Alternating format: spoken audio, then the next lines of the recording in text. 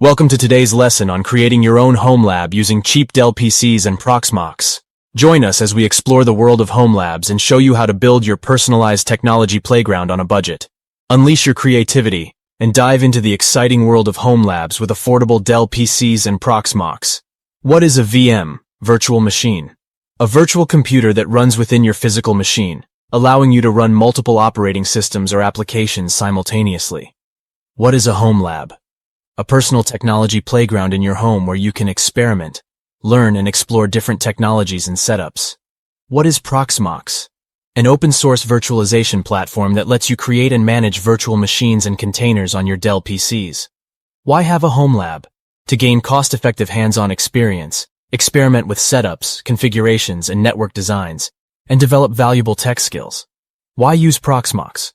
Proxmox is compatible with cheap or second-hand PCs, offers powerful virtualization capabilities, and is cost-effective and open source. Expanding with multiple machines. Set up a Proxmox cluster with multiple machines to pool resources, increase performance, achieve high availability, and load balancing. Now let's hand it over to our expert Nico. He's got a Dodecanese accent, but don't worry, he speaks the Queen's English flawlessly. Over to you, Nico. In order to install Proxmox, you need to download the latest ISO file. If you go to my blog page, I'll provide a link below to the blog page. In the blog page, you will find this link. Click on this and download the latest. After you have downloaded the ISO file, there are two ways to install Proxmox. One way is to create a CD and boot your PC from a CD. Most DELL PCs will have a CD drive, so that is a good option. Another option is to create a bootable USB thumb drive.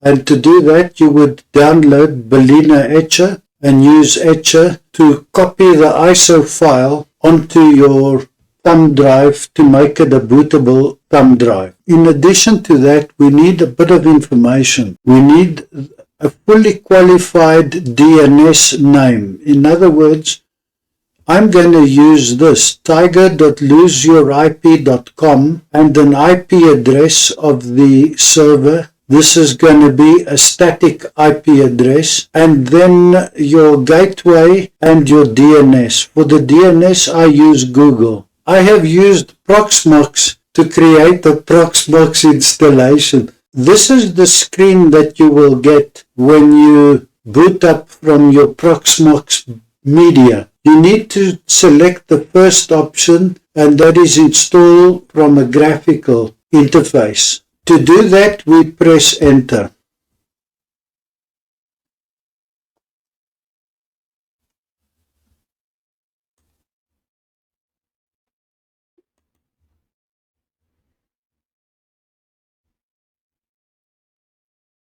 This will take a few minutes.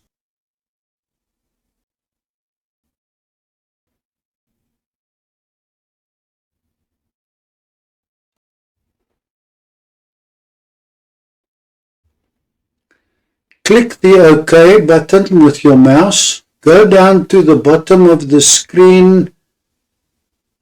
Click on the I agree button to accept the user license agreement, the EULA, and click on this button to accept the end user license agreement. I'm going to leave this as is. You could go and select your target disk, but I'm going to leave it as is and press the next button.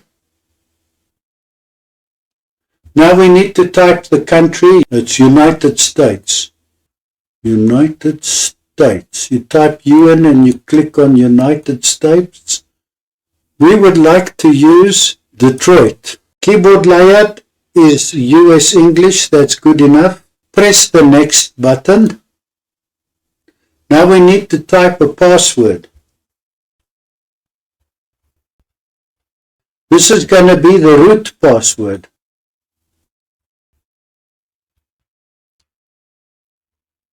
And for there, mail@example.com. I'm not going to put an email address in here, but you would put yours and you will receive notifications by email.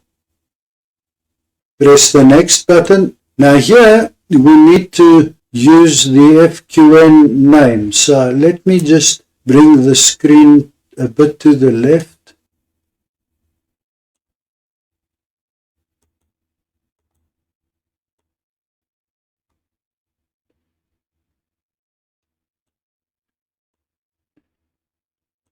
You have to type this by hand, unfortunately. So it's tiger.loseyourip.com. And for that, my IP address is 188. Gateway was detected, that's fine. But for the DNS, I'm going to use 8.8.8.8. Press the next button. It's given me a summary. I'm happy with that. I'm going to tell the installer to go ahead, install. This will take a few minutes. We will pause the video.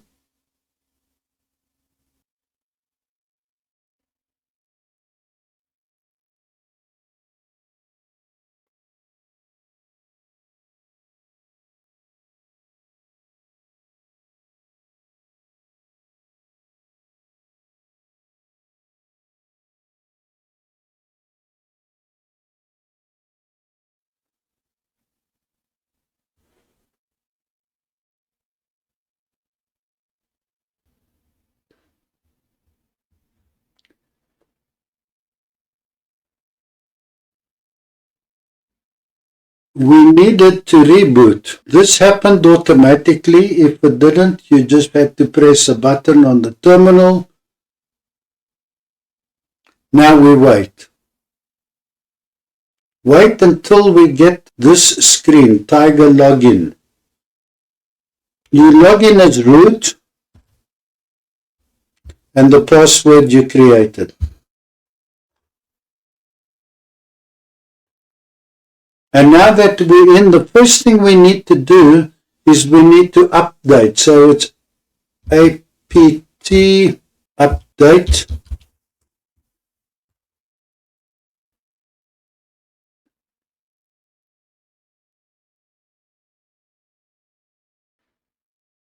One more thing we need to do is apt upgrade. Yes.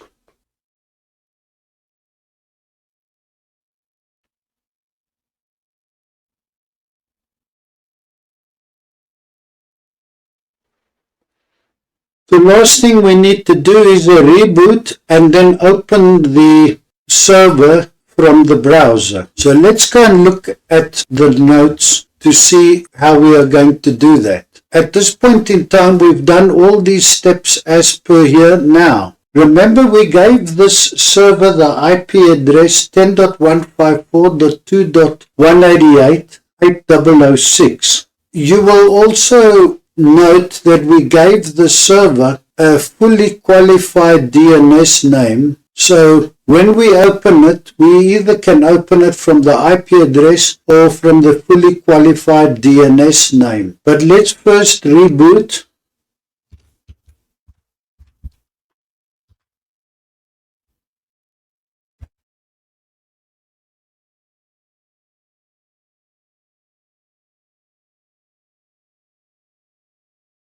The server is ready for use.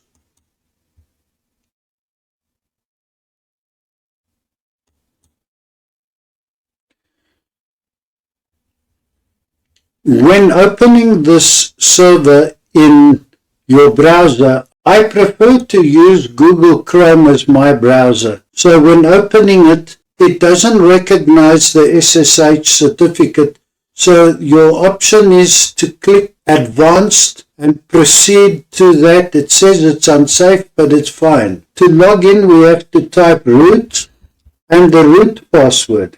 And a good option is to save the username. And this prompt comes up immediately. If you're not buying the service, then you would just click OK. The service is ready for use. I am now going to use my other Proxmox server to demonstrate how to create VMs and templates. Having installed Proxmox and booted it up, and opened it from the browser. We now will log in again. However, I am going to be using my own Proxmox server for this, and you can see I have many VMs in here. I will show you a few tricks. If you want to delete a VM, you click on the virtual machine here, then you go to the More button here and you say Remove, and you need to remove the storage as well. And you also need to type the VM number or the ID, and in this case it's 102. It displays it here, so you type 102, remove, and that VM has been deleted. I'm also going to delete this VM, so let's do that again. We say More, remove. This time this VM is 101. Let's remove the storage as well, 101.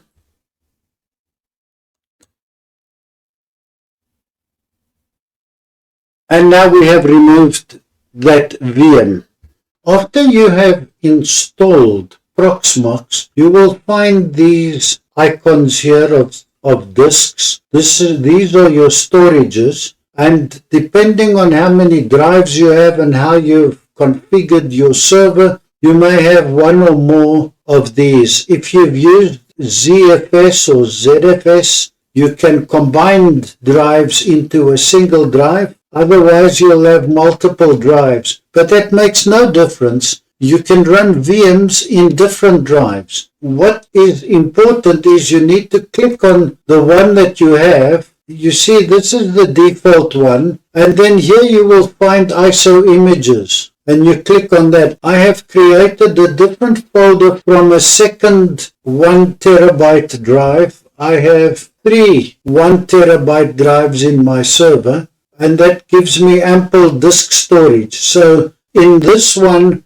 I have what I call VM data. So that's just for VMs. The other one, user data, that's for storage. So if I go here to my VM data, in this ISO, you will find all my ISO files. To download an ISO file from the internet, you click here.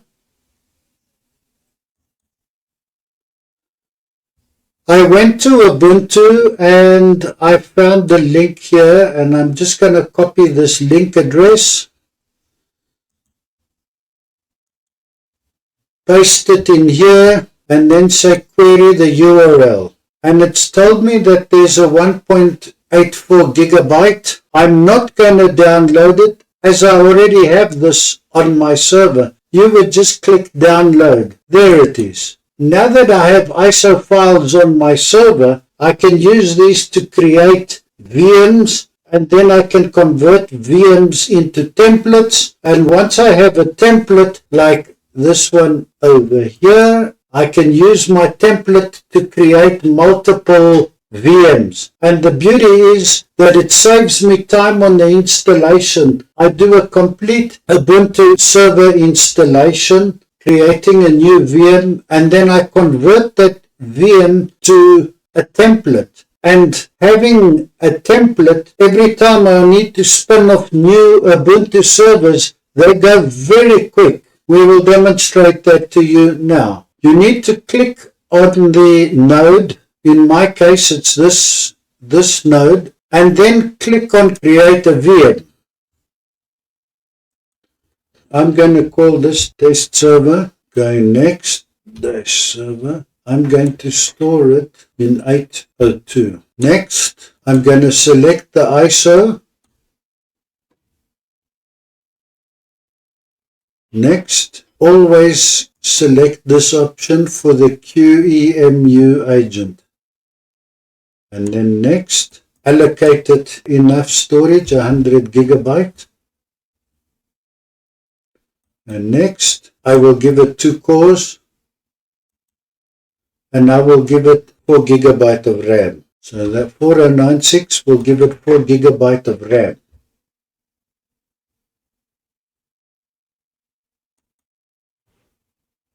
I will accept the default setting for network. Confirm. You will now click Finish. Now we wait for the padlock to disappear. This is ready. Now, having created the VM, we want to start it. And open the console and press enter.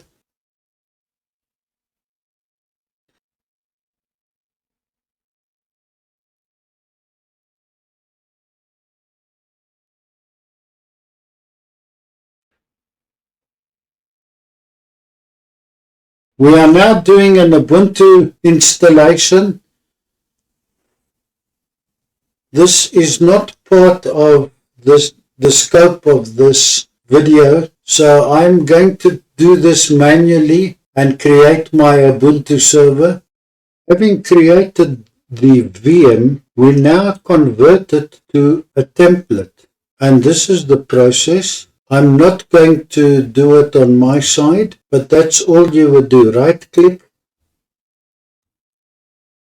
and just say convert to a template. And to save time, I already have a template here. Now that we have a template, we can clone the template to make VMs. And this process will be a lot faster. This is my template that I use for creating my Ubuntu service.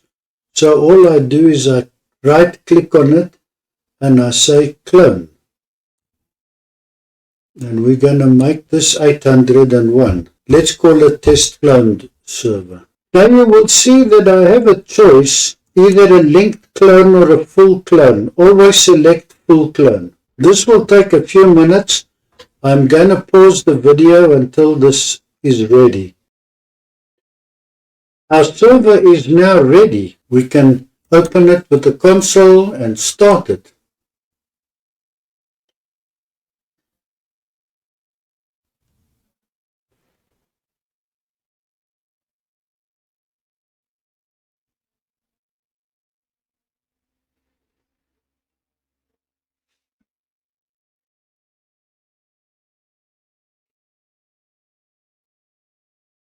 When I create VMs, I try to make the server name and the login name the same. It just makes it easier for me to remember what to use when I'm testing. So in this case, Nikem is the user. I have my own way of creating passwords. And my server is working. And with that, I hand you back to Josh. Thank you for joining us today as we explored the fascinating realm of low-cost home labs using Proxmox. Let's summarize the key takeaways from our discussion. 1. Benefits of a personalized technology playground. Creating your own home lab allows you to experiment, learn, and explore different technologies and setups. It provides a cost-effective hands-on experience to develop valuable tech skills. 2. Installation of Proxmox on DELL PCs. We demonstrated how to install Proxmox, an open-source virtualization platform, on DELL PCs. This step unlocks powerful virtualization capabilities and sets the foundation for your home lab. 3. Ubuntu template and VM cloning. We showcase the process of creating an Ubuntu template, which serves as a base for cloning multiple Ubuntu VMs. This approach enables quick and efficient deployment of virtual machines for various purposes. 4. Hands-on experience and skill development. A home lab provides a hands-on learning environment where you can gain practical experience in managing virtual machines and containers. Experimenting with setups, configurations, and network designs helps you develop valuable technical skills. In conclusion, creating a low-cost home lab with Proxmox and DELL PCs opens up a world of possibilities for exploration, learning, and creativity. We encourage you to embark on your own home lab journey and experience the rewards of building a personalized technology playground. Remember to like and subscribe to our channel to stay updated on future videos. Your support and engagement are greatly appreciated. For those interested in further supporting our content, we invite you to consider becoming a Patreon. Together we can continue to explore and share the exciting world of home labs. Thank you all for being a part of this community, and we look forward to hearing about your home lab adventures. Stay curious, keep experimenting, and embrace the endless opportunities that await.